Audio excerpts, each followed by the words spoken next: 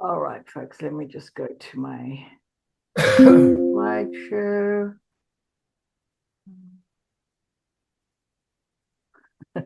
It's not easy on a laptop, let me tell you. I've got things in the way. Okay, there we go.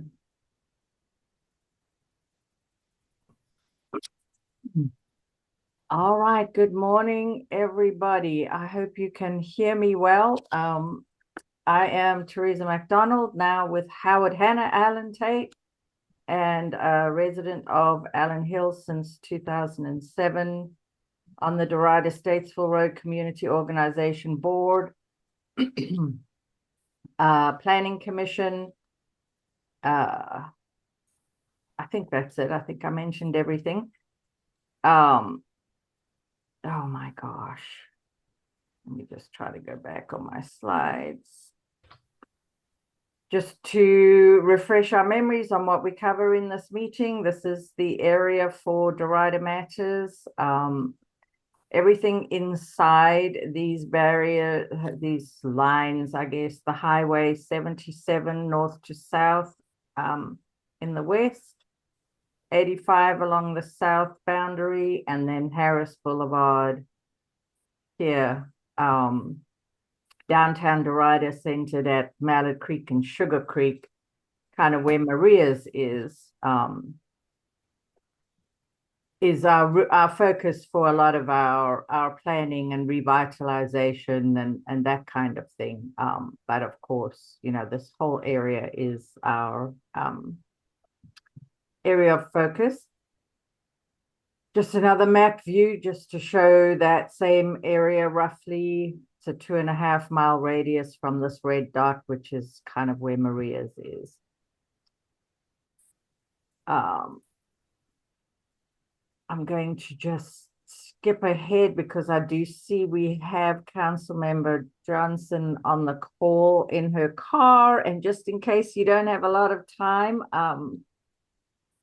I would just jump to introductions and then we can move on with our agenda. Just a quick thing on meetings. September, the breakfast date has changed to September 13th. So that is just a casual in-person gathering at Maria's at 10 o'clock. It's a Saturday morning. Hope you guys can make it. Shoot me a heads up and let me know so I can let Maria's know. But they usually can reserve a table of about 15 for us comfortably to be all in at one table. So I will go ahead and do that because I think it's easy to have that kind of number, but just let me know. And I look forward to seeing some of you guys in person. It's really a social thing, but a good opportunity to meet people in person. And then Zooms, as usual, the first Thursday. And in December, we'll probably pull together an in-person activity, a party of some kind. All right. Introductions. I have introduced myself. I'll call on our board members real quick. And if you could just be quick, everybody, and then we can give Councilmember Johnson a few minutes since we know it is election season. And just to let us know, I skipped over that slide, but the area that we're talking about falls mainly into District 2, but there's a small pocket that falls into District 1 in the City Council district, and a pocket that falls into District 4, which is Councilmember Johnson's district. So I think, yeah, if you're in Great Oaks or Mineral Springs area, you're going to be in District 4.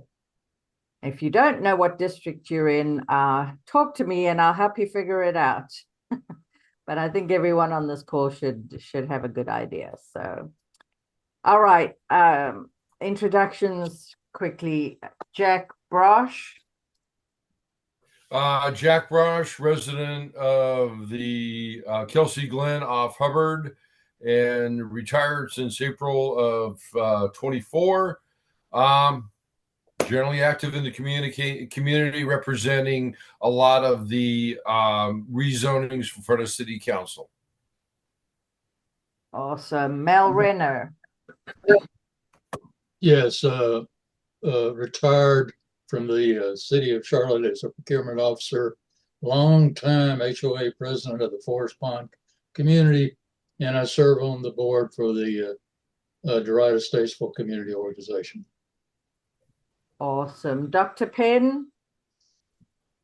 Good morning, Dr. Penn here. I'm in the Great Oaks area and been Parks and Recs for over 30 years. And if you're out there on Amazon, please check out some of my books that I wrote. Thank you. Awesome. Thank you.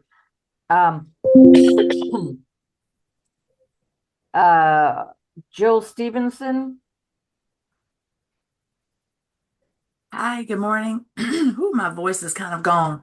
Allergies, I guess, or change of seasons. I don't know. I am Jill Stevenson with Generals Point, longtime HOA president. Ever since it's been here, ever since we've been here, pretty much.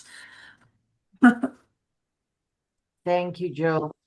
I do see Charles Robinson. I'd like to welcome you. We're doing introductions. Good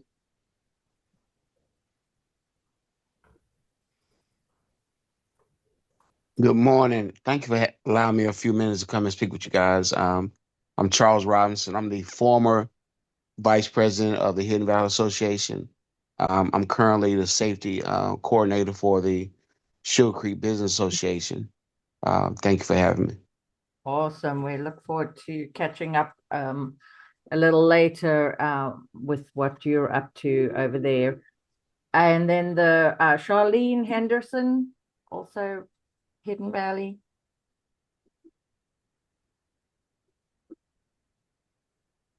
Good morning, everyone. Hope it's a beautiful day. Yes, I am a longtime advocate for those who are marginalized, underserved, and underrepresented. I am running for city council in District 1, so there are choices that we do have, and we're looking to make sure that we sometimes do the right thing. And a lot of times we do not do the right thing. And my goal is to make sure that we have a voice on that city council that is going to help us, move some things along and at least hold some things up until we can all come together. So again, this is Charlene Henderson running for city council, District 1. Hope you, if you have not went out to vote, please get out. It's early voting. There are no lines, but Saturday is the last day. And we're looking for a turnout because the polls are low right now, y'all. And if you have not voted, please get out there and vote. This is how important it is for this election. It's very, very important. So get out and vote. September the 9th is the last day. And so we're looking for a good win. And thank you for the opportunity, Teresa. Thank you. I'll leave the city staff people to the end. Ms. Johnson, calling on you. Thank you for being here. Thank you, Teresa, and good morning, Derita. I'm Renee Johnson, Renee Perkins Johnson, and I am the City Council representative for District 4. I've been on City Council since 2019. I was the district representative for much more of Derita before the redrawing of the line. So right now I do still have just a small pocket in Derita. So I wanted to come on and let everybody know that I am running for re-election. I hope I've earned your support. I know many of you before the redistricting, but I'm still here to serve you. I hope you all know that. You can reach out to me anytime. I am very responsive. I pride myself on being very responsive.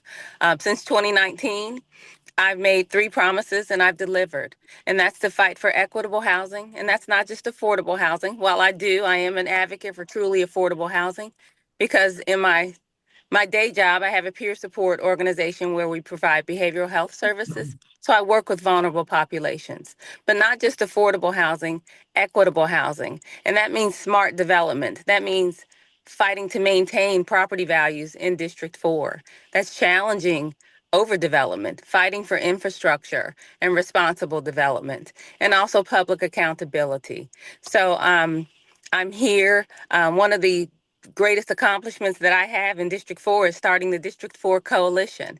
And it's a group something like this. It's a group of residents and neighborhood leaders that come together and discuss different issues, rezonings, solutions for District 4, and working with me to help improve the area and the standard of living in District 4. So it's much like this group. They meet the first Wednesday of every month. They were actually discussing a rezoning last night.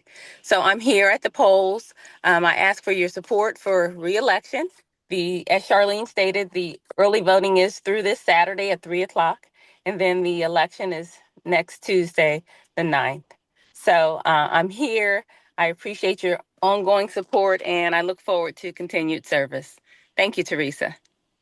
Thank you very much for coming. Yes, guys, if you don't know, it is the primary right now that is going on, and it will pretty much decide a lot of these races. The primary winner has no Republican opposition in the general in November. So the Democratic primary, and in some districts there may be some Republican primaries, but not really around Derita. The Democratic primaries are where the race is at. So Right. please get out and vote, guys. It's important. If you don't know, City Council makes a lot of decisions that impact where we live, the built environment, the priorities that City Council, that the city, I'm sorry, spends, how they spend their tax dollars. Of course, there are county races too. I think there are county races this time. Not this time. Not this time. Okay. Right now, it's only municipal. That's And then right. in November, we will vote on the referendum for the sales tax. Yes. So, But I yeah. am going to go because I'm actually at the polls right now. But I wanted to thank you all, and Thank you. feel free to reach out to me as always. All right. Thank you. We Thank you. appreciate you. You definitely are responsive to residents. So thank you. Thank you. Bye-bye. Bye-bye. We have a couple of folks on the call that are from the city, and I don't know if you have any updates for us, or anything like that, or just here to listen. So I would love to hear from you both. I see Jamila and Kelsey, both from the city of Charlotte.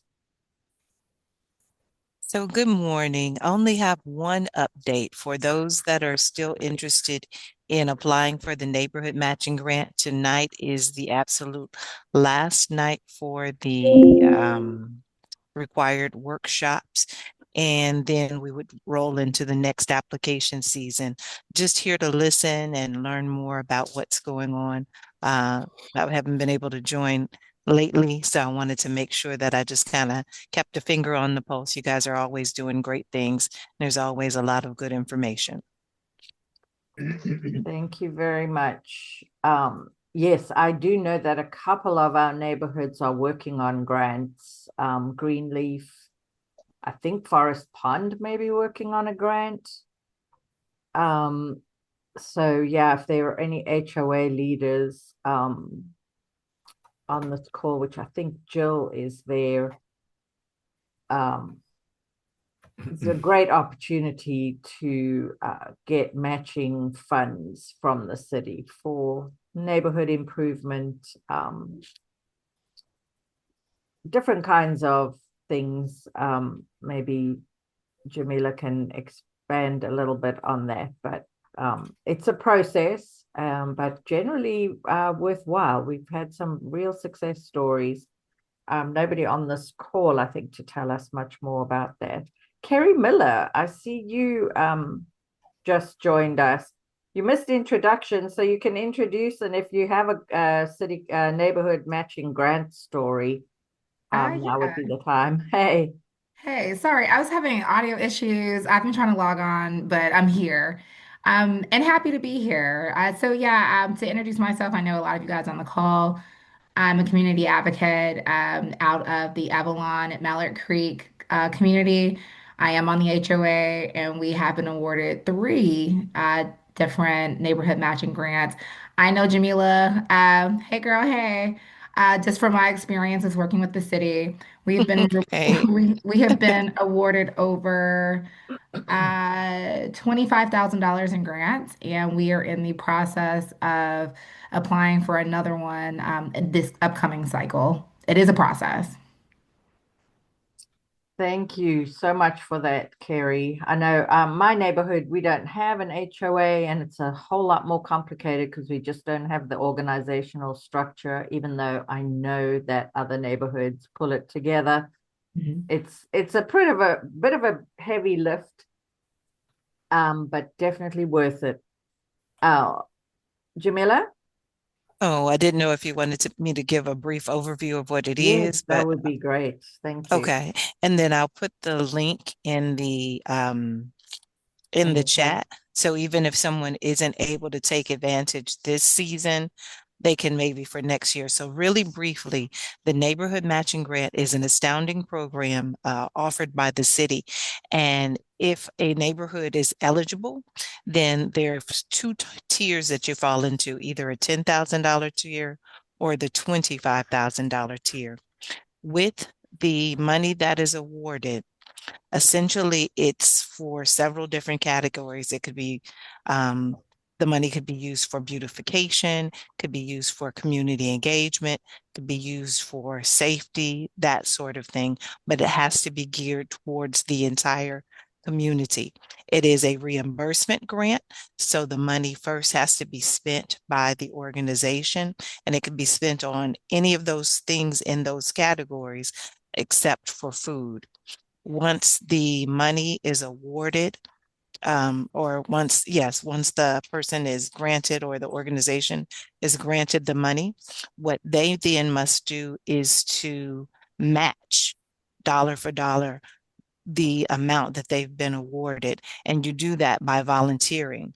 For every volunteer hour that is put in by a resident of that organization, it equates to roughly about $35. So in essence, if it was, you know, $7,000 that the organization was awarded for each hour of volunteer service that those residents combined do, it has to total up to that amount. And that could be done through things like yard sales, fall festivals, different community engagement things, different things like programming for youth in the community. It runs the gamut. But that's in essence what it is. It's a grant for the community, and it's a reimbursement grant that is worked off or matched by the effort in of the residents in the community. Wonderful. Thank you. I see, Jill, you had your hand up. I did, but Oh, I think my question was answered. But I guess I was going to ask Jamila, what has to be done on the front end before applying for that matching grant? So the application process has changed slightly, Okay, and because as a I result, think we did this years ago, but it's been 10 plus years ago. So yeah, that's why I wanted to ask. mhm. So great question. So one of the things that they're requiring now, because there have been so many changes, is that there's a mandatory, it's basically an orientation session, and they offer maybe 5 or 6 virtually. And the very last one is tonight. Now, again, I'll put the link in the chat for you to RSVP. So even if you're not quite ready to apply for this particular season, you'll be a step ahead for the next season. Because as Teresa said, while it's not, you're not applying for somebody to win like the Nobel Peace Prize. It's not that detailed, but it does have some steps to it, and you want to make sure your application is on point to increase the likelihood of you being awarded. Okay, thank you. Thank you very much. And yeah, if you send on that link, and then I think the website also has some examples of what neighborhoods have done. So, because sometimes people sit in these meetings and don't even have an idea, or they have too many ideas. So, Great idea. What I'll do is I'll put yeah. the link in too for the page on the city website for that. I was just getting ready to ask for that. Thank you. Yeah. In my Well, audio. Teresa, is this the same grant that Sheen plugged into? no, that was placemaking grants, which is another a different kind of grant, which is, I guess, any individual could have an idea in that respect. It's not particularly neighborhood organizations. Okay, just needed clarification. Thank you. Yeah. Well, there's also another grant opportunity that doesn't require the neighborhood to match. And this is also a new grant program where I believe it goes up to $5,000, where it is it could be a beautification grant.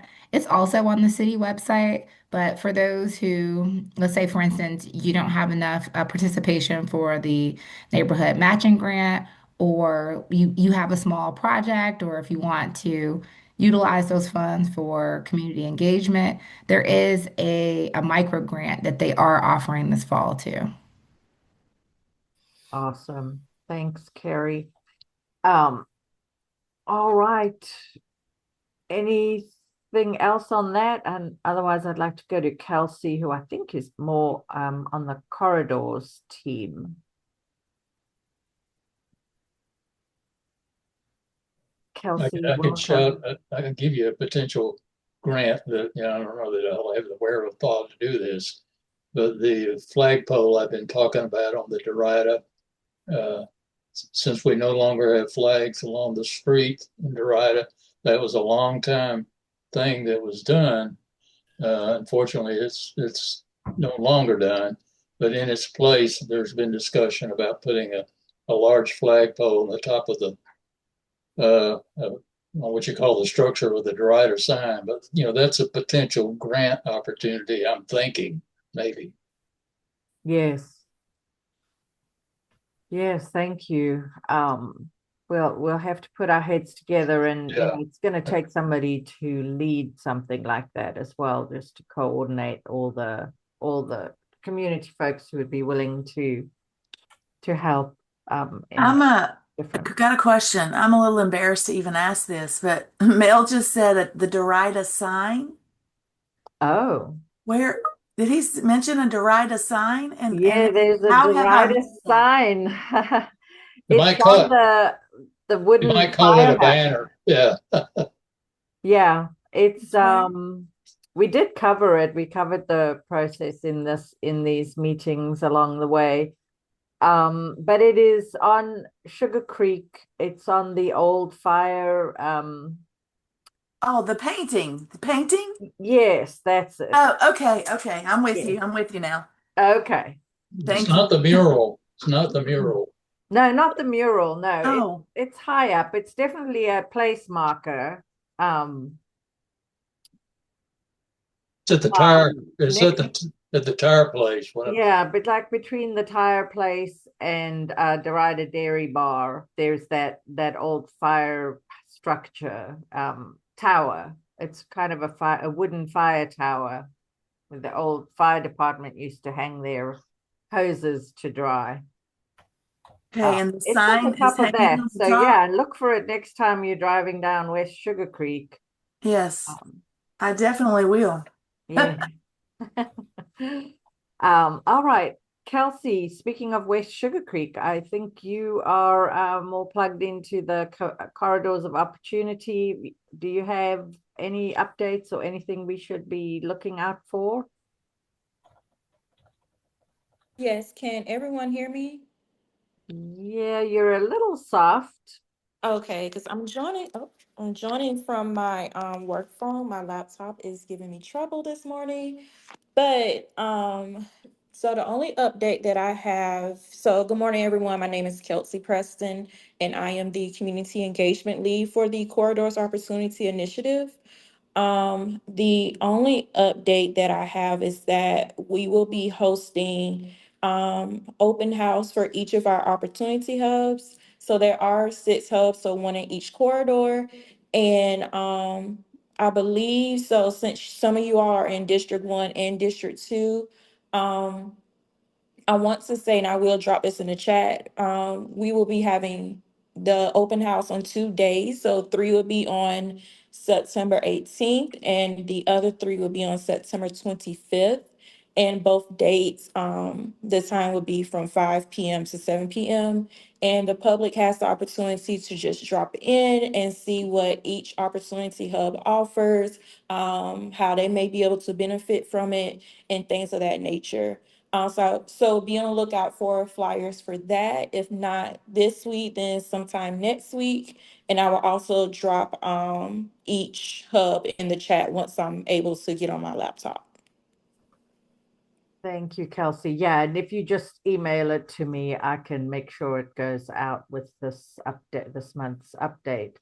And I would encourage everyone to try to attend the open houses if you can for more of the corridors, because um, all the corridors are unique, but have sort of similar challenges and similar need for investment.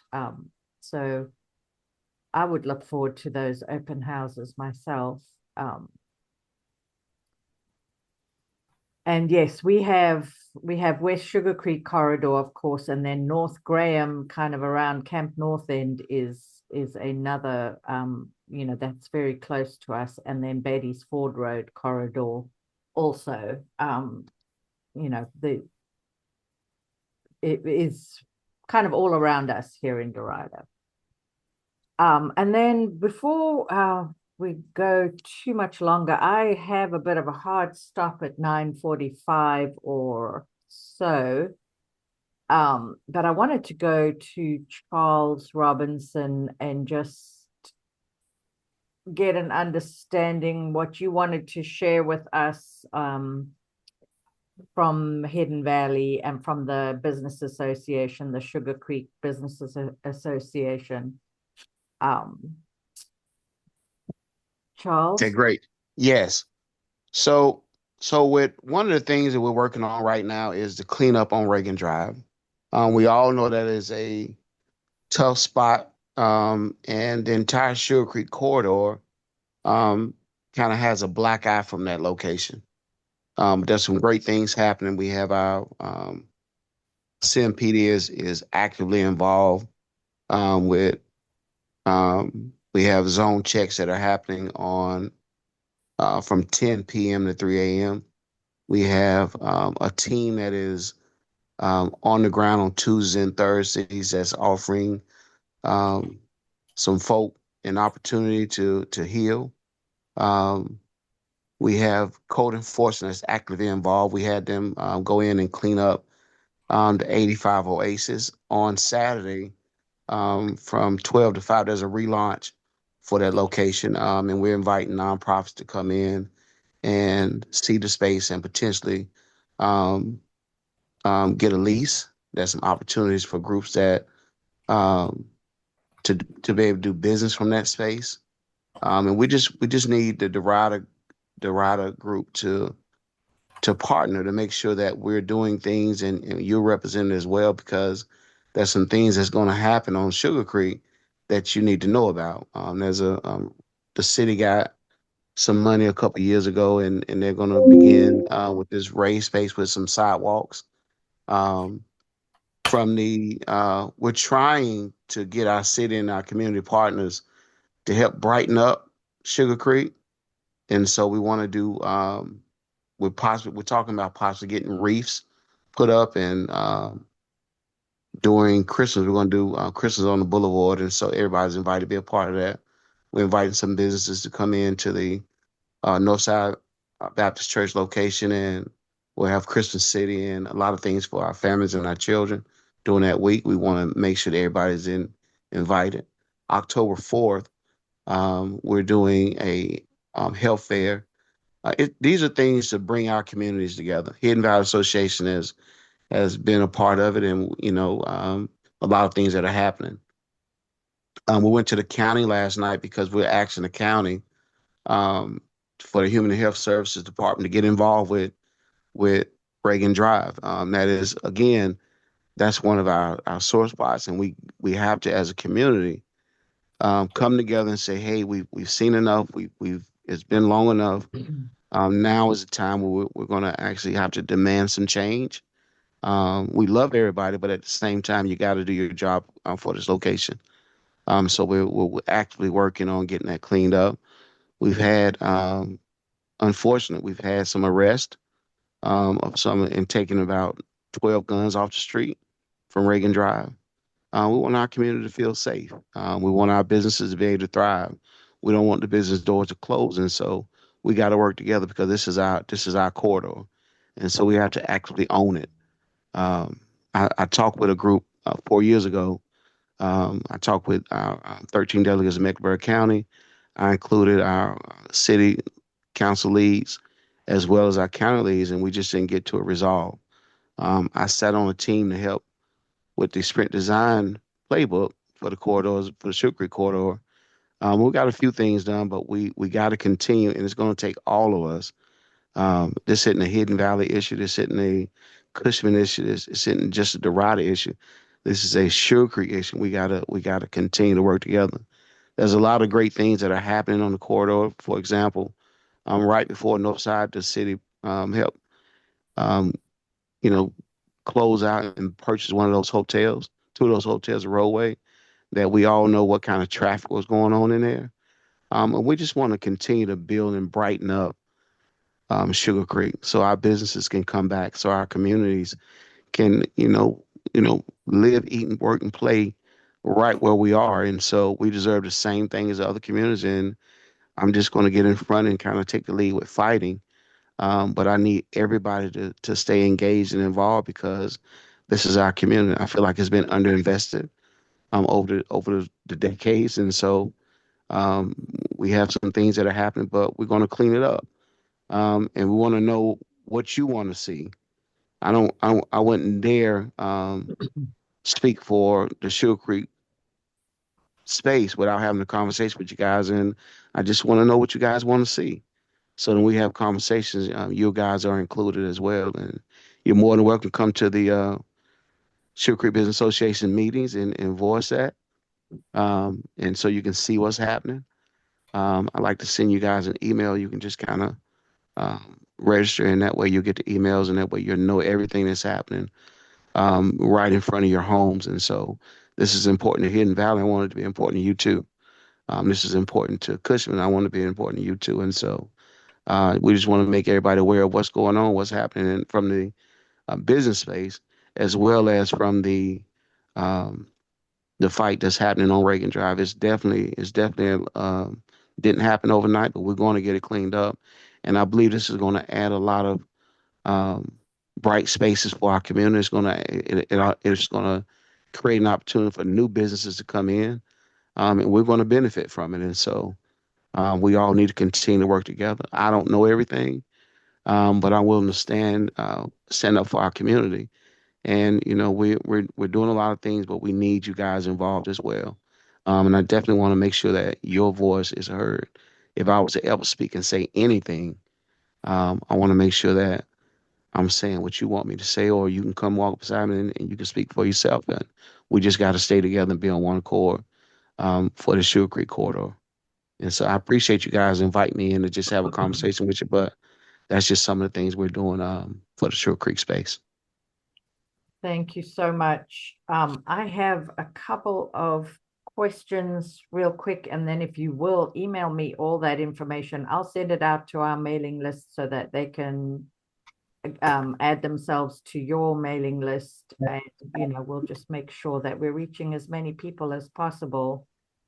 But the 85 Oasis you mentioned, what is that Yes. exactly? And because I've had somebody reaching out to me looking for a co-working space, and So so it that's seems like I need to connect you guys.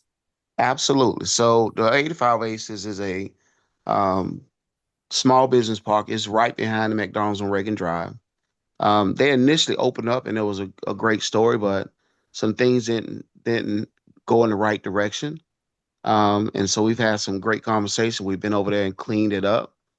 Um, and it has uh, 14 working spaces that are currently in 11 are currently empty. They're really affordable. And the purpose of it is to help small businesses in our corridor, create an opportunity for them to have a space.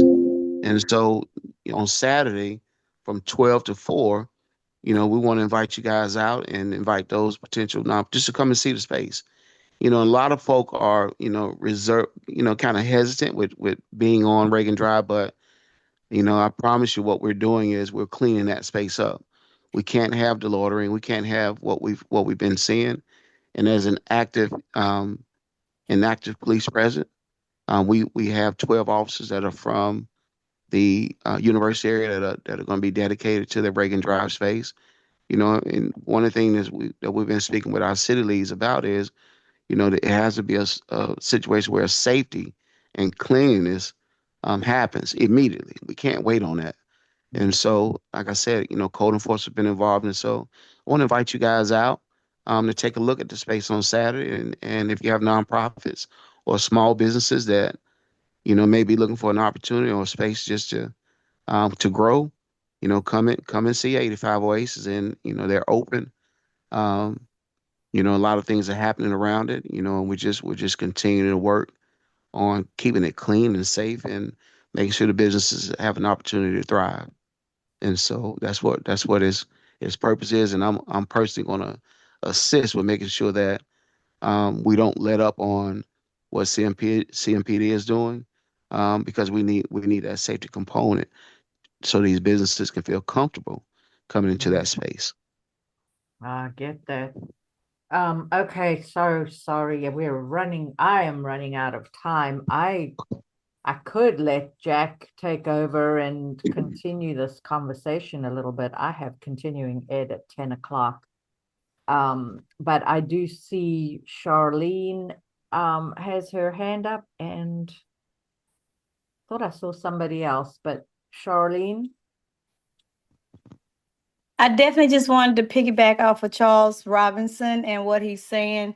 They are cleaning up that area, and I just got word last night that they did put up a police tower in that parking lot just to make sure and see how we can help navigate some of the cleanliness.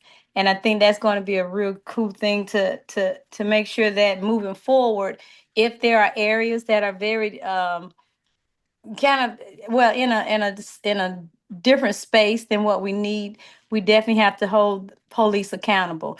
And so I just wanted to make sure that area definitely is wanting to come up and be a part of the economic development and growth that we need. So just look for that tower, and hopefully that'll help skew some of that area. And I just don't want to keep bringing up crime, drugs, and violence, because we are cleaning it up and it's moving, but it's just moving slower than we would like. So kudos to everybody who's working in that corridor, and we look forward to more. Thank you.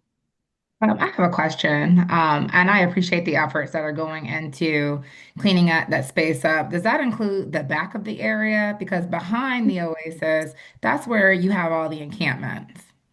Well, behind the area, I can right now it's completely clean. We've Okay. we've cut the woods out. They took in they brought trash dumpsters in, and there's nothing back there but dirt and a few trees. And it's going to stay clean that way. There's a code enforcement guy involved. And the business owner, he had a group that started the initial clean, and then Hmm. code enforcement came behind and did the rest of the cleaning is spotless in the back. There were couches, there was everything Yeah, back there's there. And couches, you've got yeah, tents, you've got yeah, chairs. yeah, it Yeah, used to it's be. it's And so nasty. that is completely clean. There's nothing back there now. It's like I say, right now we have a great opportunity because we're going to stay on it. You know, we had great meetings with the code enforcement leadership, and they responded the way we need them to respond.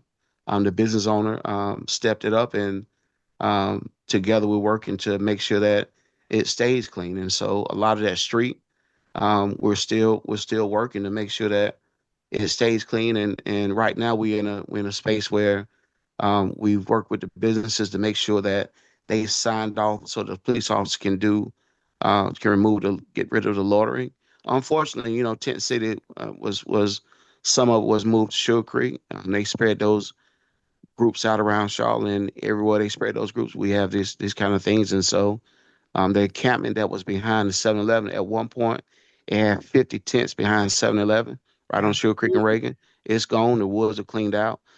They tried to move the next 10 area down the street.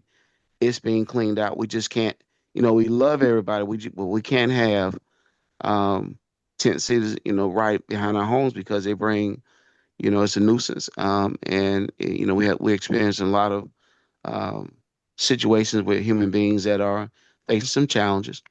But at the same time, we got to protect our businesses and we have to protect our homes. And so then there's a lot of children um, in that area too. We absolutely have to protect these kids. And so, unfortunately, we got to move those folk along. We talked with a DA on last week, and we had some great conversations about, how and what the judges are going to do. And so it's a coordinated effort, and we're going to get it cleaned up. And it's not going to stop. We just can't stand by and continue to allow Reagan Drive it's known nationally what Reagan Drive is, and folks are saying stay away from Sugar Creek. And so, Yeah, no, the way we look, I've been telling people all the time that Sugar Creek is being cleaned up, yeah, and my son actually has tennis lessons over there at the rec center, and we live off of Sugar Creek, and so it does get a bad rep, but it's good that there's this effort that's coming forth and cleaning everything up, and it is unfortunate that a lot of people are being displaced and we just don't have the resources. Well, they don't have the resources available to kind of help them. But to know that the business owners are working together, I hope they're working with the Plasma Center too, because it feels like Zombieland on that road. And so I can't wait to see how things kind of turn If around. I did put a chat. I if put a note in the chat though for anyone who wants to get involved as far as we have a poverty simulation. I'm a part of an organization that does focus on financial literacy. And we are hosting a poverty simulation that's going to align people with resources and other folks that are helping people get on their feet and offering information. It is free. There will be food. Hopefully I can share this amongst the group later on as well. But I think it goes hand in hand with providing resources, financial literacy, and also stability to a lot of the people that need the help. Yes, and Teresa, if I may, this is Dr. Penn. Yes. If I may, real quickly, what they're saying is so true because we were out there on having a function out there, and we weren't able to even stay out there because of so much traffic and stuff. And I also want to thank Charles and definitely Charlene Henderson for putting the spotlight on it. But the thing is, the city has a lot of money to do a lot of things because they do it in a lot of different areas and stuff. And Yeah. so, and even though I was going to go down there and speak last night on it, I wasn't able to.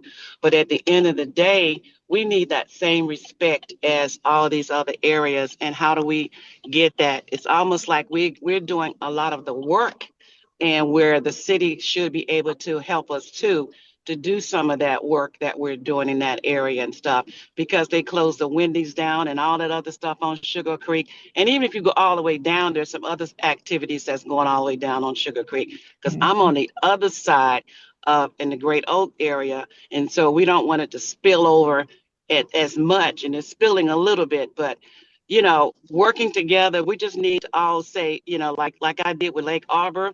I was out there fighting and fighting, and many organizations joined us, and we were able to receive money funding for some of those families and stuff. So it's like constantly we have to keep fighting for the same thing, where other areas get everything they need. So I want to know how can Derita and all of us pull together so that way we can get the things and the service that we need, because it's always the same ones, the grassroots organizations that's doing a lot of this work. And then we're still doing the work and still not getting the credit and still not getting the funding and still not. I can just go on and on and on. But we need to work as a team in order to make sure that things are happening. They're definitely still throwing up these condos and everything else in our areas, but then somebody else need to be helping. So I'm just kind of frustrated with a lot of it. So that's my spiel, and thank you for allowing me to speak. Thanks, guys. I do have to sign off here very shortly. Sorry, as I'm trying to click on things, I'm changing my slides. I don't mean to do that. But yeah, I also have an appointment or continuing ed starting right at 10 o'clock. So thank you very much for the conversation, guys. Charles, please email me all the information, because I think the businesses on this side of 85 should become part of the Sugar Creek Business Association. And yeah, we need to be doing a whole lot more together. And most of the area we're talking about is really in District 1. So that would be our council members, currently Dante Anderson, and Charlene is, of course, challenging her in this primary. So that's a very important election for anybody who is in District 1. And then the rest of Sugar Creek is pretty much District 2, which is Malcolm Graham's district. But yeah, we fall into a hole because we're just a small part of 3 different city council districts. So it is a bit more work. I'm very thankful for the Corridors of Opportunity program that has definitely brought more investment dollars from the city. And the county has been acquiring parkland and that kind of thing. Health and Human Services, obviously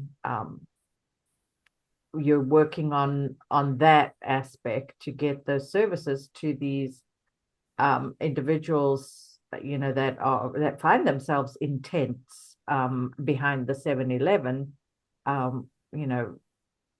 Finding solutions to help them in their lives is really at the core of a lot of the problem we need to solve. It's a big one, but thank you, everybody. Check the chat. There's a lot of good information. Carrie as well, if you don't mind, because I don't know, I can't easily grab it from chat. I don't know what happens once I end this meeting. It's gonna terminate for everybody, and with the Mel Reiner and yourself heading away, why don't we just go ahead and terminate the meeting? Next time, if you can send me the slide deck, I'd be more than happy to take over for you, especially if you're on a tight time crunch. Yeah. But I would say let's go ahead and end it for today. Anybody that has anything that they may want to discuss, please forward those messages to Teresa, and she'll make sure to get them in the newsletter. Yeah. Thanks very much. I think this has been a good conversation. I really didn't have much more on my agenda. But we don't have any rezonings or anything like that. What we have right now is construction going on all around the area, which is going to bring new residents, which for me is always a positive. I know that not everybody agrees on that, but for me, more people means more activity and really less opportunity for nefarious actors to have the space to to do things that hurt the community. So that's my little opinion. But thank you very much, guys. We'll end it for now, and just email me deritanews@gmail.com, and I will put out all the information so that we can get to some of these other events and continue our conversations and our actions. Thank you very much. Everybody have a blessed day. Thank you. Same to you. Good day. Have a good day.